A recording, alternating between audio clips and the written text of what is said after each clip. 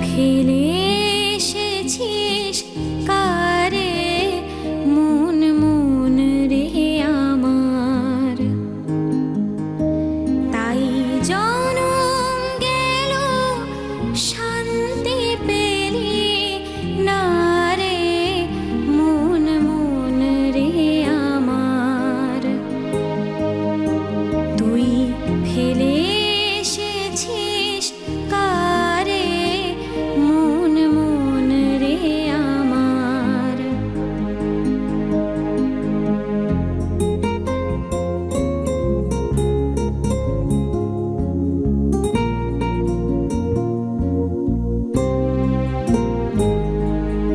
যে পথ দিয়ে চলে এলি সে পথ এখন ভুলে গেলি রে। যে পথ দিয়ে চলে এলি সে পথ এখন ভুলে গেলি রে। কেমন করে ফিরবি তাহার দ্বারে মন মন রে আমার। তুই ফেলে এসেছিস কারে মন মন রে আমার। মাম্মা, তুমি এটা আমাকে কেন পড়াচ্ছ?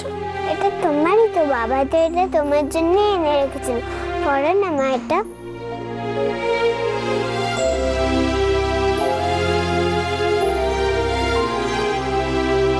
নদীর জলে থাকি রে কান পেতে,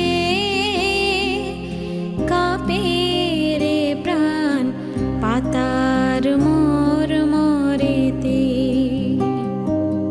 নদীর জলে থাকি রে কান পেতে, কাঁপে রে প্রাণ পাতার মোর মরেতে। মনে হয় যে পাবো খুঁজি ফুলের ভাষা যদি বুঝি রে। মনে হয় যে পাবো খুঁজি ফুলের ভাষা যদি বুঝি রে। যে পথ গেছে সন্ধ্যা তারার পারে মন মন রে আমার। তুই ফেলে এসেছিস কারে মন মন রে আমার। তুই ফেলে এসেছিস কারে মন মন রে আমার।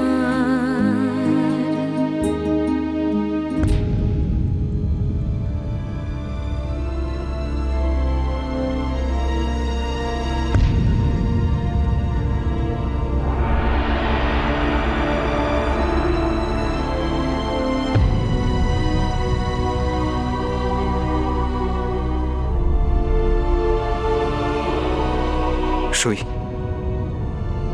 আমি এসেছি। এ কি, আপনার এই অবস্থা কেন? জামা কাপড়ের এই অবস্থা, মুখে দাগ। রিঙ্কুর অত্যাচার বলতে পারো। কি?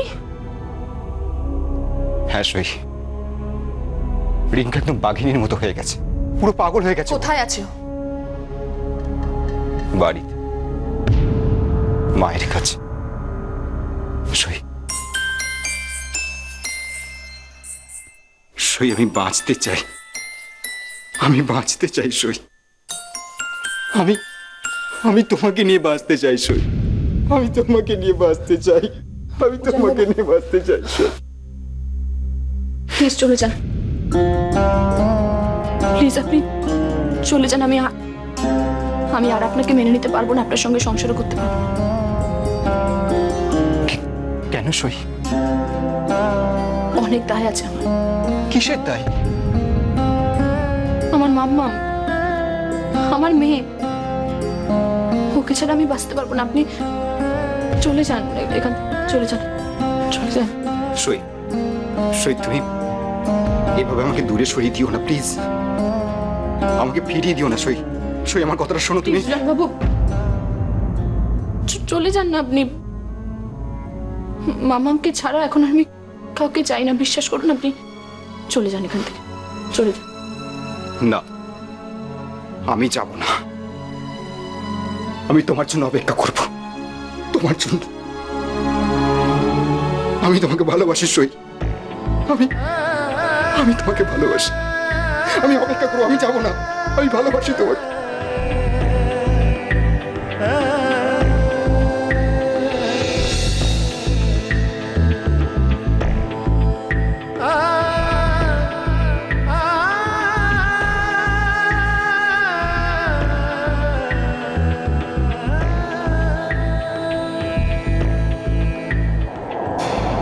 উজান এসেছিল?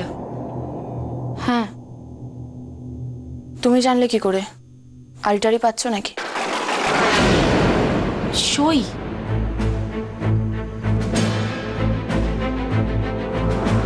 নিজের বাড়িতে কেউ আড়ি পাতে নাকি?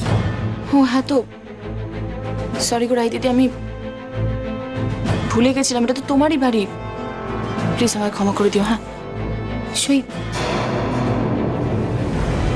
আমি ওভাবে তোকে বলতে চাইনি। থাক না, কিন্তু কিন্তু কেন করছো? ঠিকই তো বলেছো, তোমারই তো বাড়ি, তোমারই তো সংসার।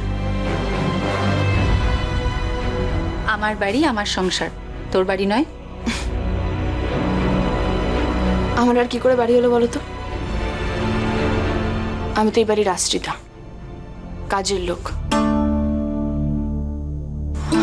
সত্যি কথা বলছি রাই দিদি, আমার আর ভালো লাগছে না জানো তো। ছোটবেলা থেকে লাথি ঝাঁটাকে মানুষ হয়েছি, এখন আমার লাথি ঝাঁটা খাওয়া বন্ধ হয়নি। কিন্তু তিয়াস বাবু আর মণিমার অপমানটা আমি কিছুতেই ভুলতে পারছি না। কেন এসব কথা ভেবে কেন কষ্ট পাচ্ছিস? না না, কষ্ট কেন পাবো? আমার মতন মেয়েরা আবার কষ্ট পায় নাকি? বাড়ির কাজের লোক, ঠক প্রবঞ্চক, চোর, এদের কষ্ট হয় না? সই, আমি জানি মণিমার কথাটা আজকে তোর খুব কষ্ট লেগেছে, তাই না? বললাম না আমি তোমাকে যে আমার মতন মেয়েরা কষ্ট টষ্ট পায় না গো। তবে এবার আমি ঠিক করে ফেলেছি, যার কাছে ভালোবাসা পাবো তার কাছেই যাব। উজান এসেছিল, উজান তোকে কি বললো? বল, কি বললো? বললো আমার জন্য অপেক্ষা করবে, বললো খুব ভালোবাসে আমাকে। আর তুই? আমার ভাগ্যটা একবার দেখো। যখন সব ছেড়ে ছুড়ে আমি উজানবাবুর কাছে গেছিলাম, অবশ্য তুমি তো নিয়ে গেছিলে, তুমি তো সব জানো, কি না করেছিলাম। পায়ে পড়ে কেঁদেছি পর্যন্ত। প্রথম প্রেম আমার উজানবাবু। কিন্তু তুই আজ ওকে অস্বীকার করবি? তুই উজানকে আজকে ফিরিয়ে দিবি? আমি নিজে একদিন তোকে ওর কাছে ঠেলে দিয়েছিলাম, কিন্তু আজ আমি তোকে নিজেই বলছি যে তুই ওকে প্রশ্রয় দিস না সই। কেন? কারণ উজান বুঝুক, ভালোবাসা কথাটা অনেক ছোট, কিন্তু এর গভীরতা অনেক বেশি, অনেক। আর সত্যিকারের ভালোবাসাকে যে অবহেলা করে তার মাসুল তাকে দিতেই হবে। কিন্তু তুমিও তো ভালোবাসতে উজানবাবুকে। ওটা ইনফ্যাচুয়েশন, মোহ। আর তিয়াসবাবু? তিয়াস আমার জীবনের সত্যি।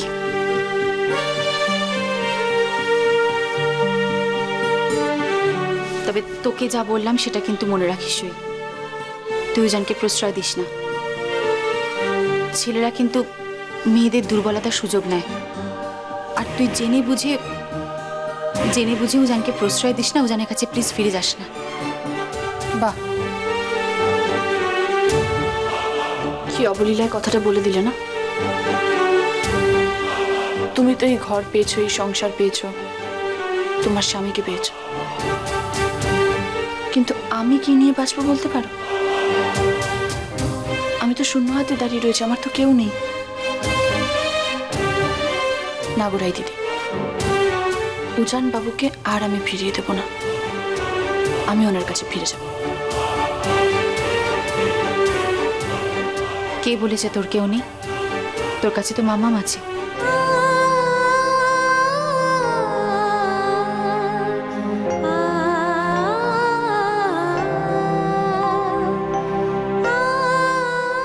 তোর কাছে পৃথিবীর সবচেয়ে মূল্যবান জিনিসটা আছে। কি? বাড়ি। মা হয়ে মেয়ের কথা ভুলে গেলি? না না, ওর কথা ভুলবো কি করে? ওকে কিভাবে ভুলবো বলো? তাহলে এই বাড়িতেই তুই থাকবি সই, তুই কোথাও যাবি না। এই বাড়িতে শুধুমাত্র মামামের মা হিসেবে তুই থাকবি। সব অপমান, সব জ্বালা যন্ত্রণা সব ভুলে যা সই। শুধু মনে রাখ যে তোর একটা ফুটফুটে মিষ্টি বাচ্চা আছে, আর তুই তার মা। তোর আর কাউকে দরকার নেই। কিন্তু তোমরা তো তাকেও আমার কাছ থেকে কেড়ে নিচ্ছ। কে কেড়ে নিচ্ছে? তুমি তোর মা হবে।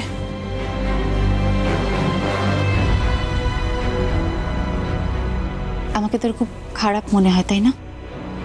না না রাই দিদি, এসব কেন বলছো?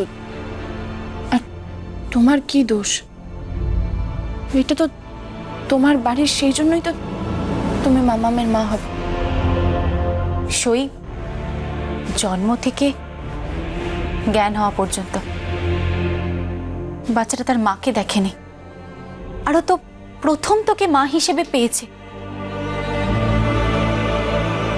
আমাকেও কোনোদিনই মা হিসেবে মেনে নেবে না। কিন্তু রাই দিদি, আর কোনো কিন্তু নয়। অনেক রাত হয়েছে, তুই এখন যা, শুতে যা। মাম্মাম ওয়েট করছে। কিন্তু ওই ঘরে তিয়াসবাবু আছে, আমি যাবো না কিছুতেই। সই মাম্মাম তোকে ছাড়া শোবে না। যা ঘরে যা। রাই দিদি, আমি বলছি যা, চল।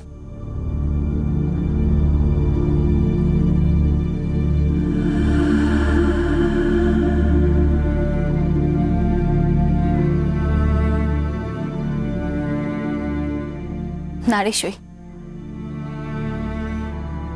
তোর মামামকে কোনোদিন আমি তোর কাছ থেকে ছিনিয়ে নেব না। আমি সেই জায়গাটা নিতেই পারবো না, কারণ আমি জানি মা হারানোর কি জ্বালা সেটা আমি জানি। যার মা নেই তার কিচ্ছু নেই, কিচ্ছু না।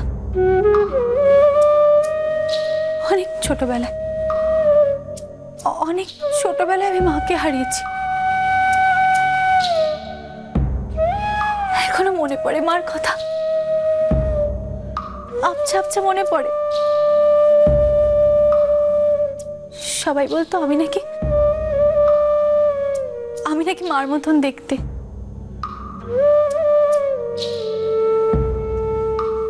চোখ বুঝলেই মার মুখটা ভেসে ওঠে আমার চোখের সামনে। বড় টিপ, গা ভর্তি গয়না, মুখে ম্লান হাসি। আমার সাথে লুকাছুপি খেলতো, কত খেলা খেলতো, কত মজা করতাম। কিন্তু হঠাৎই না,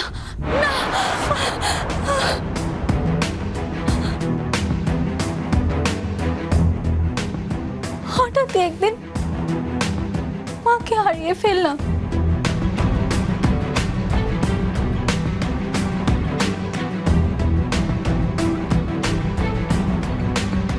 তারপর থেকে তো আমি অনাথ।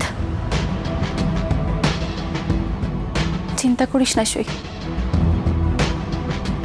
তোর কাছ থেকে তোর মামামকে আমি কোনোদিনও কেড়ে নেব না,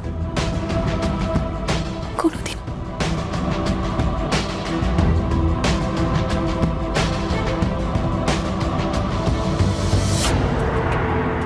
আগে তুমি তোমার পাপ কলঙ্ক মোচন করো, ততদিনে তোমার মৃত্যু অনিবার্য। আজ যদি তুমি বাইরে গেছো তাহলে তাহলে পড়া স্কুলে নতুন করে ইতিহাস রচনা হবে। সারা পড়া স্কুল জানবে শ্বশুর মশাই তার পুত্রবধূকে। বৌমা, যতক্ষণ তুমি গোখরো নিয়ে খেলছো ততক্ষণ তো ছোবল খাবার সম্ভাবনা থাকবেই। কি করবেন এটা দিয়ে? চুপ আমাকে ছেড়ে দিন।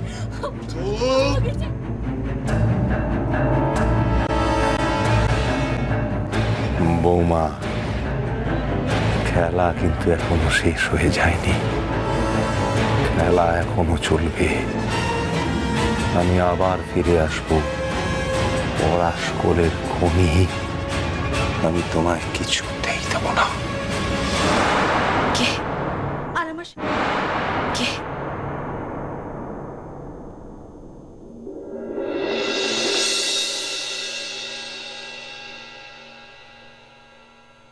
কিরে, ঘর অন্ধকার করে বসে আছিস?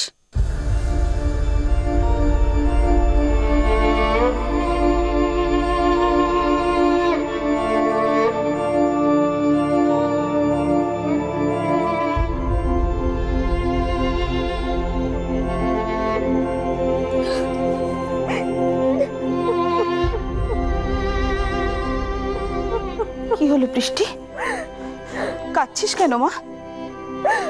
মা, সবাই আমাকে ভুল বুঝছে মা। সবাই আমার দিকে আঙুল তুলছে জানো। ঠাম্মি ঠাম্মি তো ঘরের দরজা বন্ধ করেই বসে আছে, দরজাই খুললো না। বললো বললো আমার নাকি মুখ দেখাও পাপ। যে ঠাম্মি আমাকে স্বয়ং সিদ্ধা বলতো, সে আজকে এরকম কথা বললো মা। আমি তোর কষ্ট বুঝি মা, কিন্তু তোর ঠাম্মিকেও দোষ দিতে পারি না। হাজার হোক উনি তো মা, মার তো ছেলের জন্য মন ব্যাকুল হবেই। কিন্তু মা, ঠাম্মি যে গান্ধারী সেজে বসে আছে, সবকিছু জানা সত্ত্বেও চোখ বন্ধ করে বসে আছে ঠাম্মি। তুমি জানো ছোট কাকামুনি, মেজো কাকামুনি সবাই সবাই আমার সঙ্গে কিরকম খারাপ ব্যবহার করছে, সবাই যা তা বলছে। হ্যাঁ মা, সবাই বলছে আমি নাকি এই বাড়ির সম্পত্তি গ্রাস করার জন্য এসেছি। আমি নাকি আমার শ্বশুর মশাইকে সরিয়ে এই পড়া স্কুলের রানী হতে চাইছি। আরো কি বলেছে জানো? কি বলেছে? বলেছে বলেছে আমার বাবা নাকি অনেক টাকার বিনিময় এই বাড়ির অসুস্থ ছেলের সঙ্গে আমার বিয়ে দিয়েছে, আর আমার শাশুড়ি মায়ের কাছ থেকে নাকি অনেক অনেক টাকা নিয়েছে। আচ্ছা মা, তুমি বলো না, এই কথাগুলো কি সব সত্যি? বলো মা, এগুলো সত্যি? সবটা সত্যি না হলো পুরোটা মিথ্যে না। মা, হ্যাঁ বৃষ্টি, বৃষ্টি তোর জন্মের পর তোর বাবার চাকরির উন্নতি হয়। আমাকে সবাই বলতো যে তুই খুব পয়মন্তী। তোর বাবার অনেক আশা তোকে বড়লোক ঘরে বিয়ে দিয়ে তোর শ্বশুর বাড়িতে গিয়ে থাকবে। তারপর হঠাৎই একদিন এই বাড়ির মালকিন তোকে পছন্দ করলো, তারপর তো সম্বন্ধ হলো। জানিস তো বৃষ্টি, তোর বাবা না আমাকে গুণা করেও বলেনি যে রূপ অসুস্থ। আর আমি যদি জানতাম যে আমার জামাই অসুস্থ, তাহলে তোকে হাত পা বেঁধে আমি জলে ফেলে দিতাম। আজ তোর বাবার লোভের জন্য শুধুমাত্র লোভের জন্য সব শেষ হয়ে গেল। আমার জীবনটা শেষ করে দিল। এখন এখন তোর জীবনটা শেষ করতে চাইছি। মা মা এইসব কথা এখন বলে আর কি লাভ বলো? আর তাছাড়া আমি তো এখন আর অসুখে নেই, আমি তো খুব সুখে আছি মা। রূপ তো অনেক সুস্থ মানুষের থেকে অনেক ভালো।